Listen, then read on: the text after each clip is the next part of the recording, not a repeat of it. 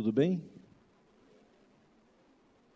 Não existe ninguém que seja autoridade no conflito que existe na Palestina, que daria para escrever pelo menos uns 25 mil livros sobre aquilo, do ponto de vista sociológico, antropológico, teológico, Bíblia, político, pessoal, psicológico. Há ali muita coisa que não conseguimos realmente entender ou explicar, mas são conflitos. E Paulo e eu estávamos conversando sobre isso, e um problema que nós vemos em relação a esse conflito é que ele polariza a nossa opinião e a maneira como enxergamos aquela parte do mundo. Principalmente os cristãos têm uma grande tendência de olhar para aquele conflito e polarizar as suas opiniões, porque dentro daquele conflito está um país, um povo, que tem por nome Israel, e que a Bíblia é repleta de histórias acerca deste povo.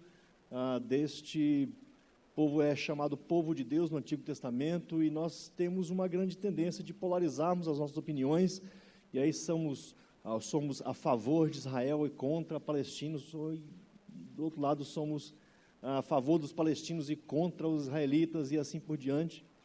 E é um conflito, não só um conflito local, mas é um conflito que envolve o mundo inteiro, nos envolve também, envolve outros países. Há uma polarização mundial acerca do que acontece lá, e recentemente tenho lido bastante sobre isso, e este conflito tem assumido algumas questões políticas, vamos pensar no povo brasileiro, e que localiza esse conflito a partir do que está acontecendo agora. E isso não é algo que nós podemos fazer. O conflito entre Israel e palestinos não começou há 5 anos atrás, há 10 anos atrás, há 20 anos atrás, há 100 anos atrás, há 200 anos atrás. Esse conflito começa há 5.000 anos atrás. E é um conflito que vem persistindo pelos séculos,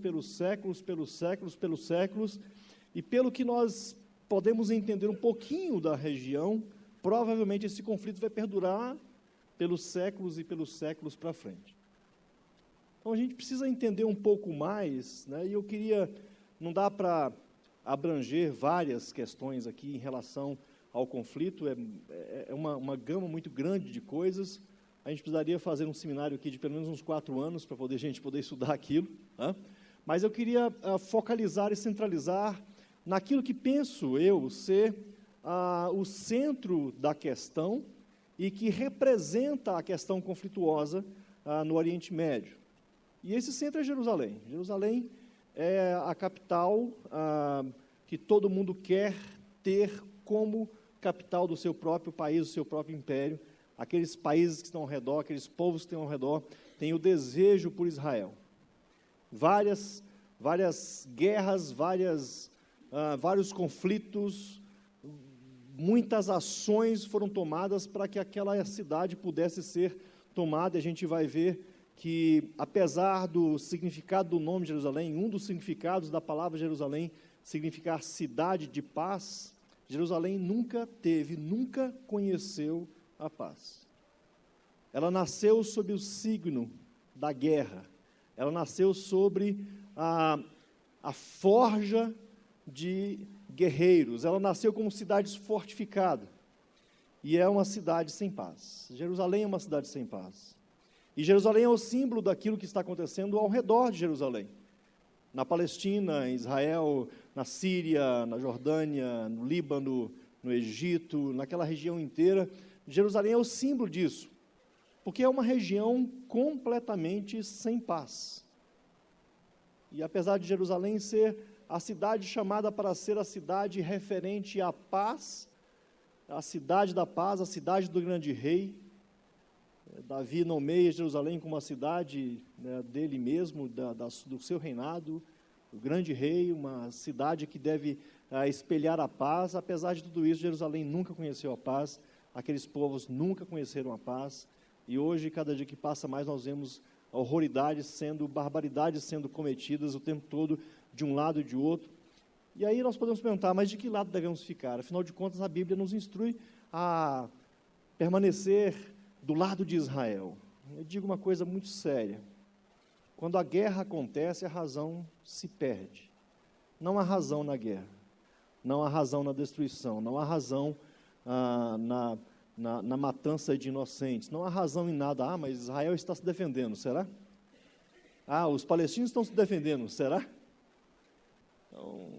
Não há razão na guerra. Quando a guerra acontece, a razão se perde. Os dois lados estão errados. E deveriam fazer um cessar-fogo permanente. Deveria ser instituído a paz naquele lugar. Você pode pensar, mas isso é muito utópico. É claro que é utópico. A nossa fé é utópica nesse sentido. Porque nós vivemos num contexto de conflitos diários. O próprio testemunho há pouco retrata isso. É uma vida de conflitos diários em que nós temos uma fé.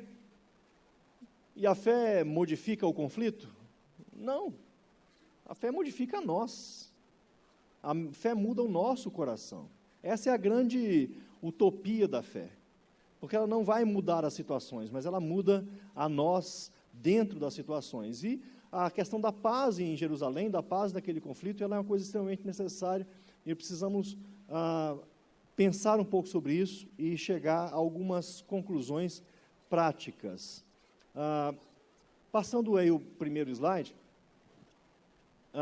a gente volta então um pouquinho no tempo, só para a gente poder entender um pouco sobre a formação daquela região.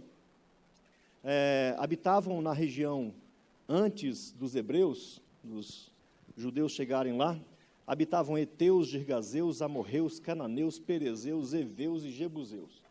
Todos os zeus da vida moravam naquele lugar, né?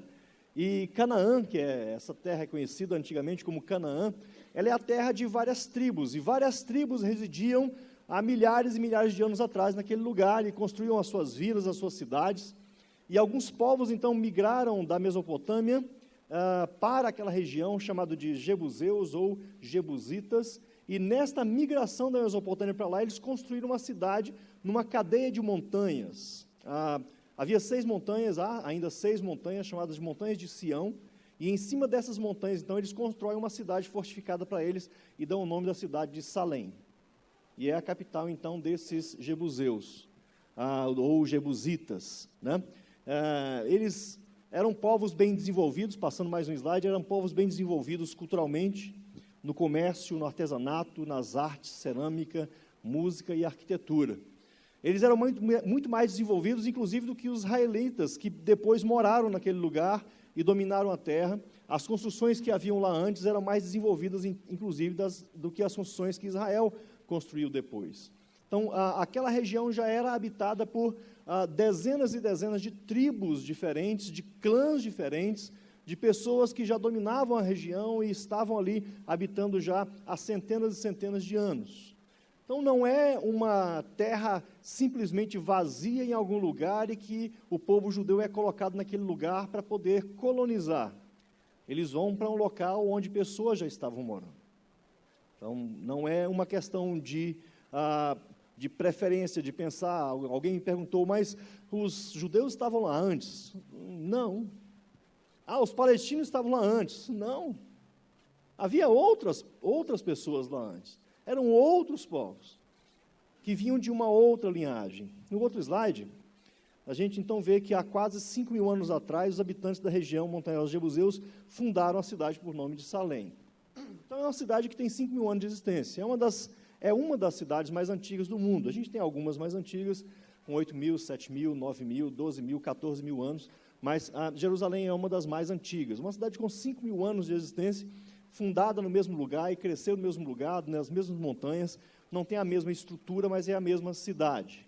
No outro slide, logo depois, então, da fundação de Salém, Abraão sai da sua terra, ele sai, então, e faz uma viagem para o sul de Jerusalém, e ele chega em Jerusalém por volta do ano 2000, mais ou menos, e lá em Jerusalém havia um rei chamado Melquisedeque, que era um desses jebuseus, e ele está ali, então, servindo a Deus, é rei da cidade, e Abraão, então, que é o pai da nação de Israel, ele, então, entrega os dízimos para esse rei Melquisedeque, mais ou menos em torno de 2000 antes de Cristo, né? que é o rei de Salém, ou seja, Jerusalém, que é o centro de toda essa questão, já está sendo habitada e tem um povo e tem tudo ali dentro. E os judeus nem existem ainda quando isso está acontecendo. Abraão, então, está migrando para aquele lugar e fazendo todas as coisas acontecerem. No próximo slide, 700 anos se passam, e então migram para aquela região um povo chamado Filisteu. E os filisteus, então, fundam do lado esquerdo de Jerusalém, perto do mar, a chamada Filistina, que é daí, então, que vem o nome do que nós conhecemos hoje como palestinos. Então, os palestinos são descendentes dos filisteus, que foram grandes inimigos de Israel ao longo da vida do Israel. A gente vê Davi lutando com os filisteus e tudo mais, aquela coisa toda, ou seja, é uma guerra que sempre houve, sempre aconteceu e sempre teve muitas vítimas e sempre teve como intuito pegar e tomar Jerusalém como capital do seu próprio reinado. Então a Filistina nasce em torno de 1300 a.C., junto com os filisteus, e eles então começam a residir na terra. No outro slide, então, 300 anos depois, Davi é rei em Israel. E ele, então, invade a cidade de Salém, ele consegue invadir a fortificada cidade de Salém, e toma essa cidade para si, e nomeia essa cidade como capital do seu império.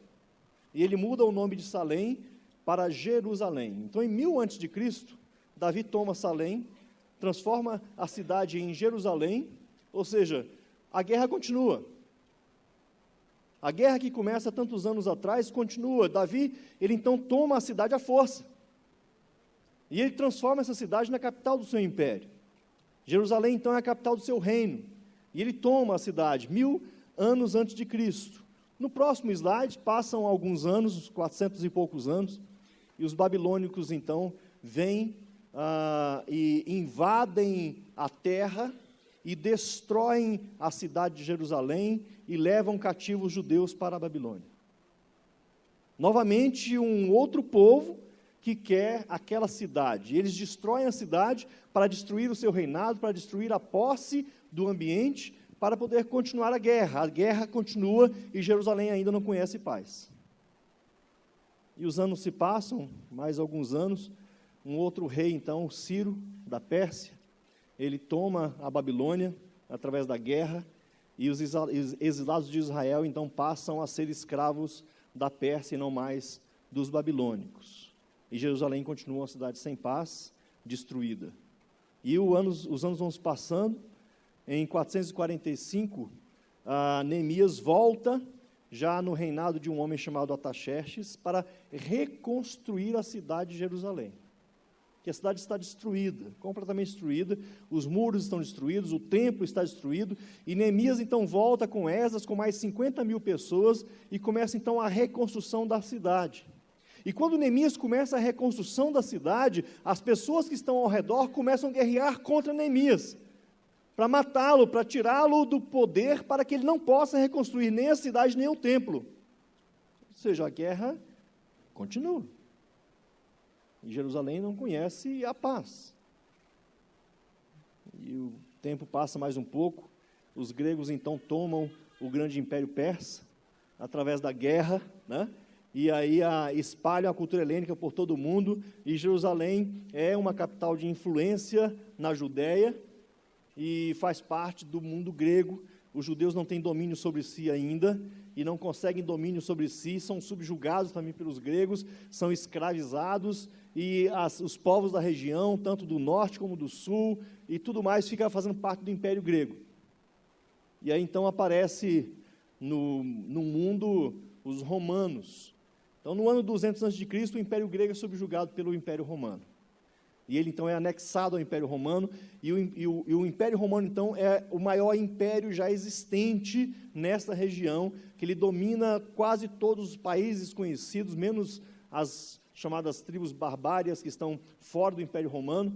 E então a cultura grega continua dentro do império, mas Roma domina sobre tudo, e Jerusalém fica debaixo do seu controle.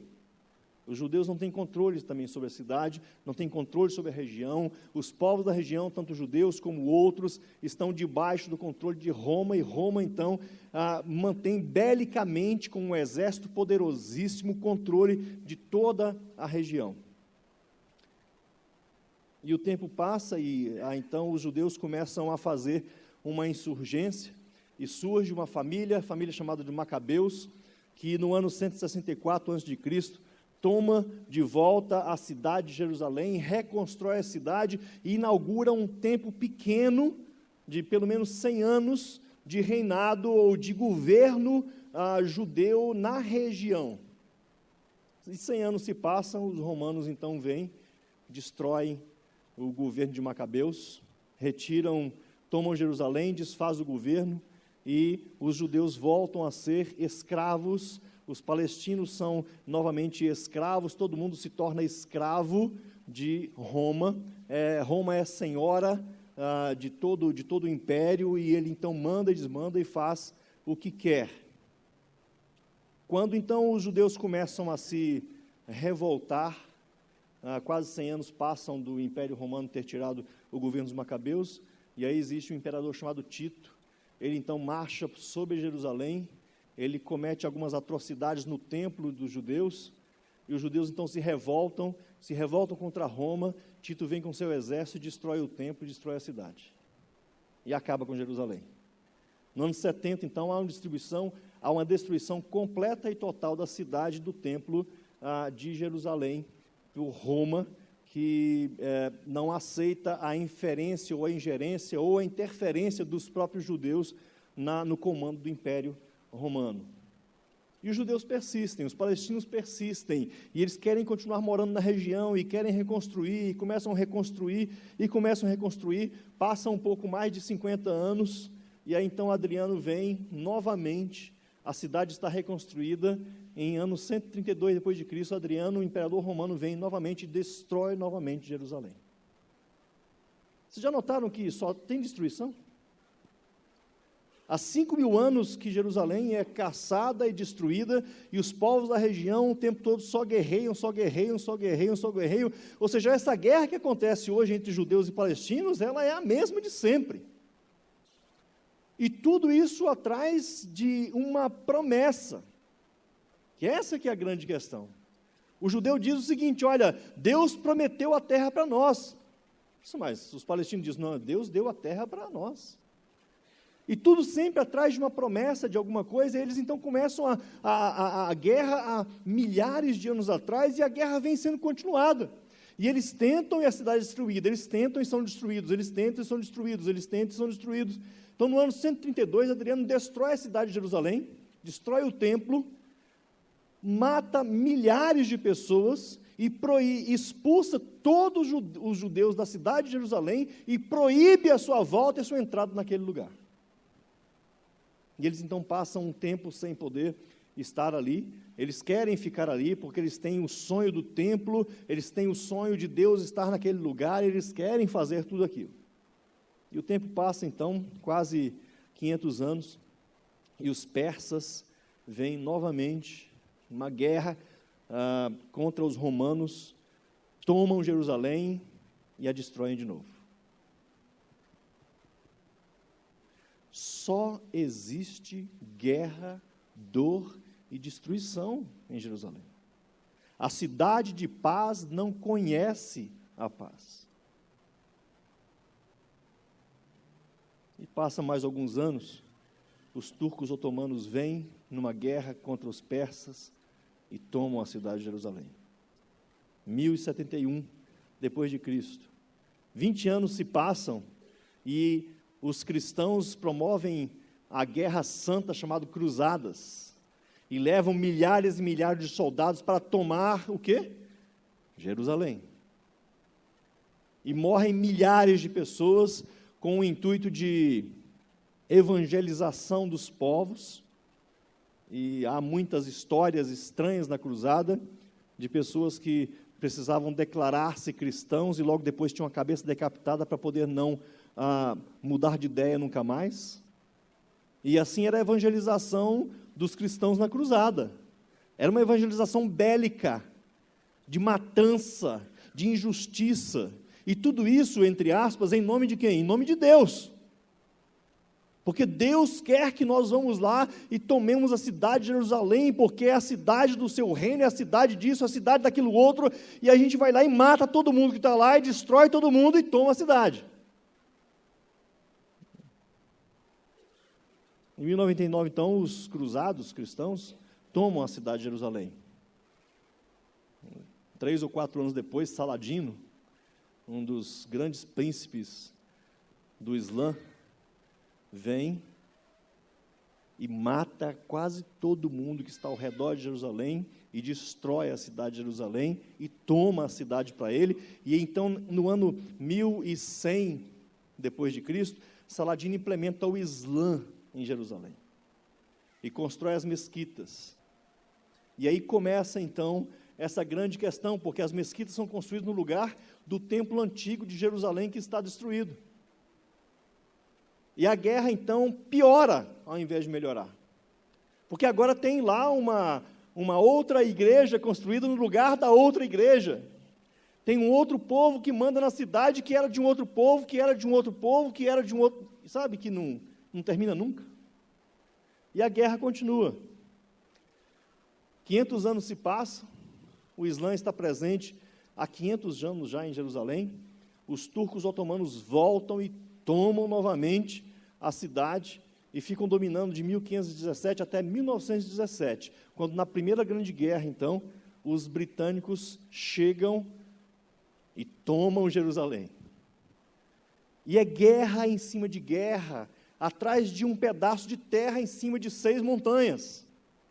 Um lugar chamado Cidade da Paz, que nunca conheceu a paz desde a sua formação. Ela foi formada para ser uma cidade de guerra, é uma cidade fortificada, com muros altos, intransponíveis. E Jerusalém é o símbolo desse conflito. Então, em 1917, os britânicos, então, passam a ser os administradores da Palestina. Eles, então, começam a administrar aquele lugar, se tornam administradores na Primeira Grande Guerra, e alguns anos depois, em 1947, a ONU decide, então, dividir a Palestina em 2 estados, um estado judeu e um estado árabe. Vocês veem aí, a parte amarela é um estado judeu, e a parte mais escura é um estado árabe, que é dividido, e essa divisão, então, começa a acontecer para tentar resolver o problema do conflito. Só que não resolve nada, o conflito continua, e continua se matando, se matando, se matando. E sempre a morte em nome de Deus. E nós olhamos para o Antigo Testamento inteiro e a gente vê o povo de Israel como um povo que não conhece a paz. E é um povo que conhece Deus, mas não quer viver com Deus. Quando a gente olha para a história do povo no Antigo Testamento, a gente vê o povo o tempo todo se rebelando contra Deus, se prostituindo contra Deus, sacrificando filhos em altares a Moloque, sacrificando nos altos, fazendo uma bandalheira inteira da sua própria religião, reis que não servem a Deus, que fazem o que é mal perante o Senhor, e aí depois o seu filho vem e faz o que é mal perante o Senhor, o seu neto vem e faz o que é mal perante o Senhor, aí surge alguém que quer fazer uma reforma, e aí é um grande salvador de Israel, e depois vem 2, 3, 4, 5, 10 reis que fazem o que é mal perante o Senhor o tempo todo, e o Antigo Testamento inteiro, esse povo está lutando contra Deus. E Deus continua insistindo, e Deus continua insistindo, e Deus continua insistindo, e Deus continua insistindo, mas o conflito não para, e a guerra não para, e o conflito continua, e continua até os nossos dias.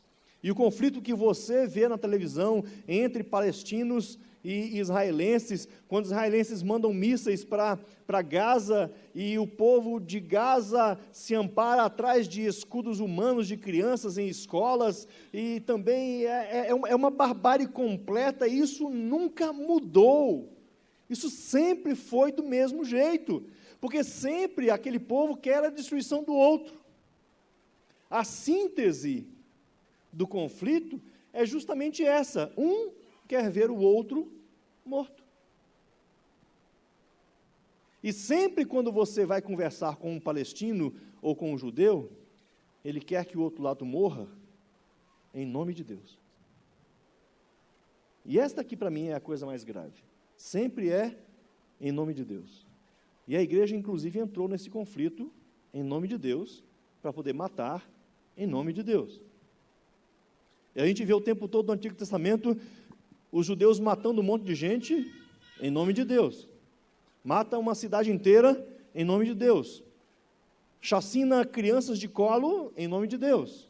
Mulheres, velhos, jovens em nome de Deus. Em nome de Deus. Em nome de Deus. Mas peraí.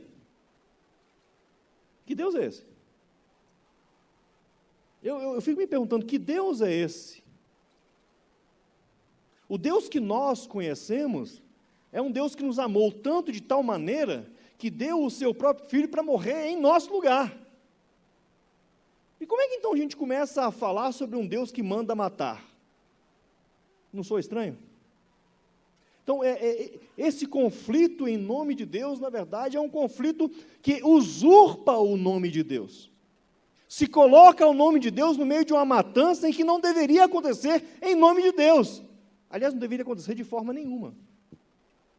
De forma nenhuma.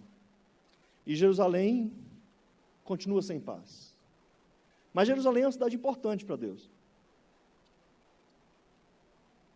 Eu não sei se a cidade, especificamente de Jerusalém, construída nessa montanha, é tão importante para Deus assim, mas Deus usa a cidade de Jerusalém como um símbolo daquilo que Ele quer construir, da utopia de Deus em relação ao seu povo. E Ele fala que vai haver uma nova Jerusalém. E porque nós somos muito judaizantes, nós entendemos que a nova Jerusalém é uma Jerusalém cidade física. Mas o livro de Apocalipse diz que a nova Jerusalém não é uma cidade. A nova Jerusalém são pessoas. É o símbolo do povo de Deus. E neste símbolo, Deus está dizendo, olha, mais importante do que terrenos, montanhas, paredes e prédios, mais importante do que tudo nessa vida, são as pessoas que eu amo. E Jerusalém vai conhecer a paz apenas quando ela ou os palestinos, quando aqueles povos realmente conhecerem quem é a paz de verdade. E essa paz tem nome, e é um nome pequeno, chamado Jesus. Jesus é o príncipe da paz. Tem uma lenda na Papua, na Nova Guiné, que eu gosto muito. Dom Richardson sempre usava essa lenda para poder explicar acerca do príncipe da paz, e a lenda diz o seguinte: havia um povo muito grande em conflito com o outro, imagina lá os judeus e palestinos, né, em conflito, e nessa ilha uma grande guerra entre dois povos que persistia por centenas e centenas de anos. Um dia o rei do povo mais forte teve uma ideia, ele queria cessar o conflito, e ele então resolveu pegar um filho seu, e levou para aquela outra aldeia, e pegou então este filho, e disse para as pessoas da outra aldeia, disse o seguinte, olha, eu estou trazendo meu filho aqui, eu queria que vocês criassem o meu filho como se fosse filho de vocês. Vocês se espantaram, falaram, como assim? Você quer que o seu filho faça parte da nossa tribo? Sim, eu quero. Mas por quê? Enquanto meu filho estiver morando no meio de vocês, e for um de vocês, eu não vou invadir o espaço de vocês, não vou perseguir, não vou matar e não vou guerrear. Eu quero que ele seja, então, o príncipe da paz. A raça humana inteira guerreia contra Deus, por causa do seu pecado e da maneira como nós nos comportamos e nós vivemos nossa vida. E Deus olhou para nós e disse, eu quero fazer um trato com vocês. Eu vou levar até vocês um príncipe da paz. E ele vai nascer e vai ser um de vocês. E enquanto ele for humano, enquanto ele permanecer como sendo quem é, eu vou olhar para vocês e vamos fazer a paz. E Jesus vem. E Jesus se encarna como ser humano para ser o nosso príncipe da paz. E nesta encarnação de Cristo, Cristo continua como ser humano. E Jerusalém e os palestinos, que nunca conheceram a paz, só vão conhecer a paz quando conhecerem o príncipe da paz. Porque tanto os judeus como os palestinos negam a vinda de Cristo. Eles não conhecem Jesus, eles não querem conhecer Jesus. Para eles, Jesus é apenas um profeta e nada mais. Mas Jesus é esse príncipe da paz dado por Deus para fazer a paz com a humanidade. E é isso que o conflito tem que nos ensinar. Que Jerusalém não é o relógio escatológico de Deus. Não é porque o conflito está acontecendo com Jerusalém que o mundo está prestes a chegar ao seu fim. O relógio escatológico de Deus não passa por Israel. O relógio escatológico de Deus tem a ver com Jesus. Jesus é o centro da história. Não é Israel que é o centro da história.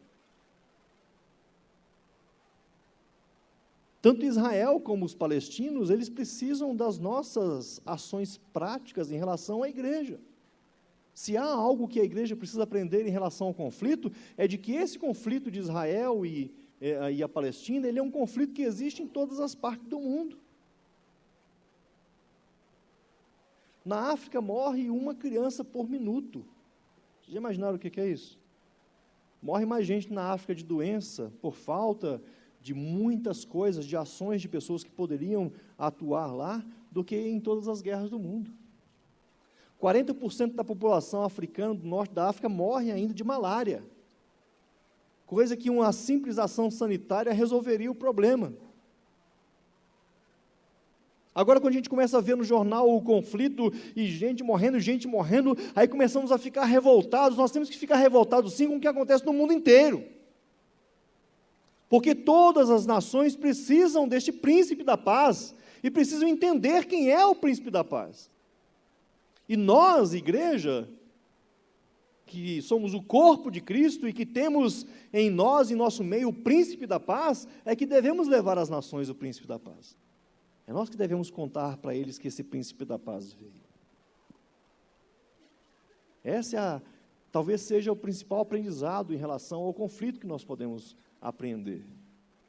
Que essa cidade sem paz, chamada Jerusalém, que é o símbolo desse conflito que acontece, ela só vai conhecer a paz quando ela conhecer verdadeiramente o príncipe da paz. Quando eles entenderem que aquele que foi até eles com amor, aquele que foi até eles dando a sua vida, que eles mesmos, os judeus, pediram que Roma matasse.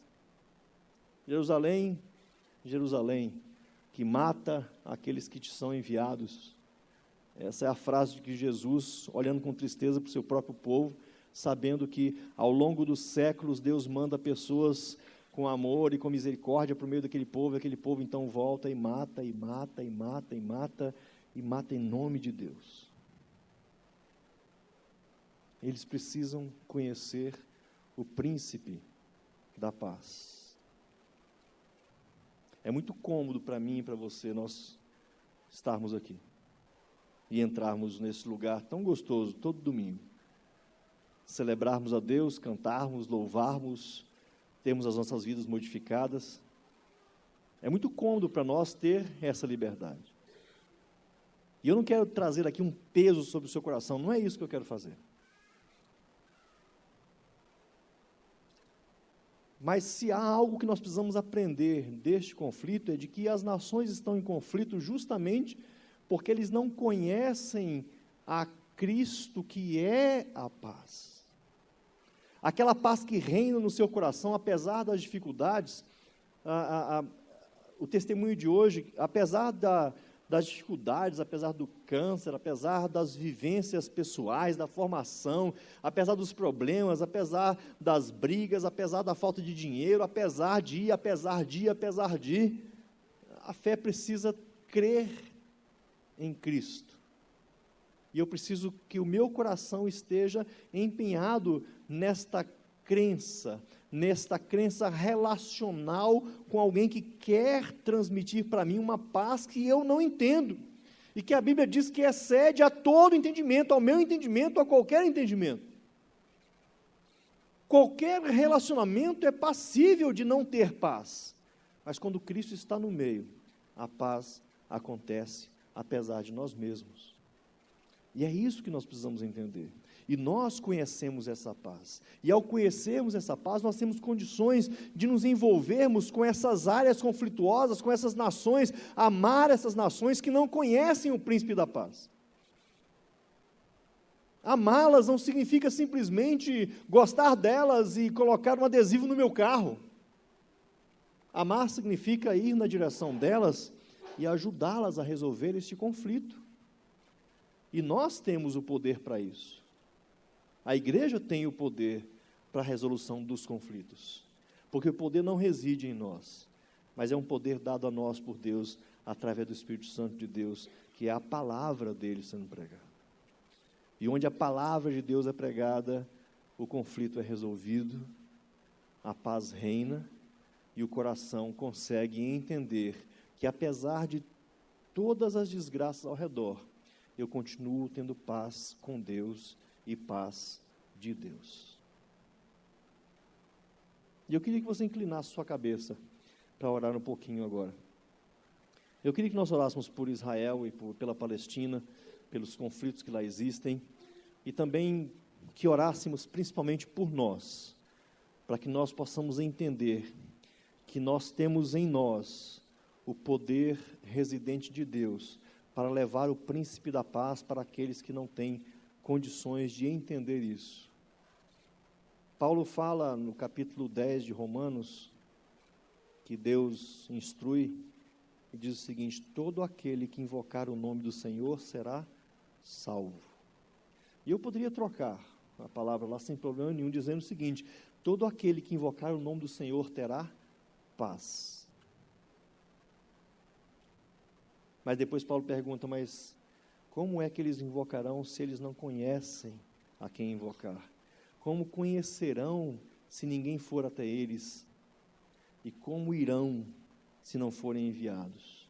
Essa é a parte que nos cabe deste latifúndio, né? Enviar a paz, levar a palavra de paz de Deus às nações que precisam deste evangelho de poder e de paz do Senhor. Pai, eu quero te agradecer porque nós podemos brevemente, Senhor, pensar um pouco acerca dos problemas que acontecem naquela região onde Jesus nasceu, cresceu, morreu, ressuscitou, viveu ali o seu ministério. É uma região de conflito, uma região de dor, uma região de morte, uma região de desgraça, de destruição. Há 5.000 anos que aquela região é uma região bélica, de guerras e guerras, destruições, mortes, sonhos que acabam, pessoas que perdem os seus familiares, perdem os seus bens, perdem o seu lugar de habitar, perdem a sua dignidade, perdem a paz, não tem escolas, não tem vida comum, não podem passear, sentar-se num parque, fazer um piquenique, não podem se reunir em paz. Aquele lugar parece ser um lugar, ó Pai, onde o centro do mundo está em conflito e revoltantemente nós olhamos para lá e é o local onde o Senhor resolveu dar aquele que é o príncipe da paz para morrer em nosso lugar. Fui lá naquele lugar, no centro desse conflito, que Jesus veio para viver, veio para morrer e ressuscitou para trazer sobre nós a paz. E eu quero te agradecer porque o Senhor fez isso por nós, porque o Senhor fez isso pela humanidade. Mas eu quero te pedir pelo nosso coração, Senhor, quero te pedir que o Senhor nos ajude a não simplesmente olhar para aquele conflito e saber que ele existe e tomar algum partido político da situação, mas que possamos tomar o partido do Senhor e saber que o Senhor tem um plano eterno para nossas vidas e para todos aqueles também que estão naquele lugar. E eu queria te pedir que o Senhor nos ajudasse, ó Pai, e nos ajudasse como igreja, nos ajudasse como parte do corpo de Cristo que está presente na terra, Senhor, para que possamos nos envolver com as nações que não encontram a paz. As nações onde há perseguição muito grande do Evangelho, as nações onde passam problemas de saúde, como a Libéria está passando agora pela questão do ebola, Senhor, com milhares de pessoas morrendo e sendo infectadas. Inclusive alguns amigos meus que missionários que foram infectados pelo vírus também, que estão por lá. E eu quero te pedir que o Senhor nos ajude, Senhor, a nos envolvermos em levar a paz para aqueles que não conhecem a paz. Nós temos testemunhado do Senhor aqui na igreja. O Senhor tem sido glorificado e testemunhado domingo após domingo aqui, Senhor. Mas não é só isso que nós queremos, ó Pai. Nós queremos aprender um pouco mais. Queremos ansiar um pouco mais. Gostaríamos de ser usados pelo Senhor para nos envolvermos com essas nações que não conhecem o Príncipe da Paz. Há muita gente por aí, ó Pai, que precisa dessa paz que nós temos dentro do nosso coração. Há muita gente por aí que precisa conhecer esse Jesus para entender que, apesar de todas as circunstâncias serem contrárias ou desfavoráveis, que nós continuamos seguros e firmes nas mãos do Senhor que nos deu a paz. E oramos por Israel, Senhor. Oramos pelos palestinos. Oramos pelos que sofrem naquela região. Oramos pelo conflito para que cesse. Nós gostaríamos tanto, ó Pai, de ver aquele povo em paz, de ver aquele povo olhando para Ti em primeiro lugar, Senhor, buscando o Teu reino em primeiro lugar, e não os seus próprios reinos, os seus próprios egoísmos, as suas próprias vontades, as suas próprias guerras, os seus próprios ódios. Tenha misericórdia daquela nação, daquelas nações que estão ali, que brigam há mais de 5.000 anos. Eles não conhecem a paz, eles lutam em Teu nome, tanto um lado como o outro, mas não conhecem a Ti verdadeiramente, porque não conhecem a paz, porque eles não conhecem a Cristo como Salvador, porque nós precisamos de um Salvador, e Jesus se apresentou para nós como Salvador, como aquele que trouxe a salvação através de fazer a paz entre Deus e a humanidade, entre a humanidade e Deus. Jesus é essa ponte, e nós conhecemos essa ponte, nós conhecemos esse caminho, nós conhecemos essa salvação. Então nos ajude, ó Pai, a não guardar essa salvação dentro apenas do nosso coração egoisticamente, mas nos ajude, ó Pai, a interceder de forma muito forte, muito clara, em oração, em clamor, em jejum, se for necessário, para que o Senhor haja no meio daquele povo e que cesse a guerra e que haja paz. Ajude-nos a envolver, ó Pai, de todas as formas, em oração, contribuindo, indo, querendo, nos informando, orientando. Há tanta coisa a fazer, Pai. E eu quero te pedir que o Senhor nos ajude a criar algumas estratégias pessoais, algumas estratégias como igreja, que este nosso conhecimento não fique apenas residido no conhecimento, mas que possamos ter algumas ações práticas em relação a tudo isso, Senhor. Tem misericórdia de nós, ó Pai, e nos ajude em nome de Jesus Cristo, o Príncipe da Paz. Amém, Senhor. Amém. Então, irmãos, que este Príncipe da Paz possa continuar trazendo paz sobre nós nessa semana, e que vocês tenham uma semana abençoada na paz, mas que sinceramente sejam incomodados no coração para poder orar por aqueles que não têm a paz. Amém? Deus nos abençoe. I walk to the meadow and stare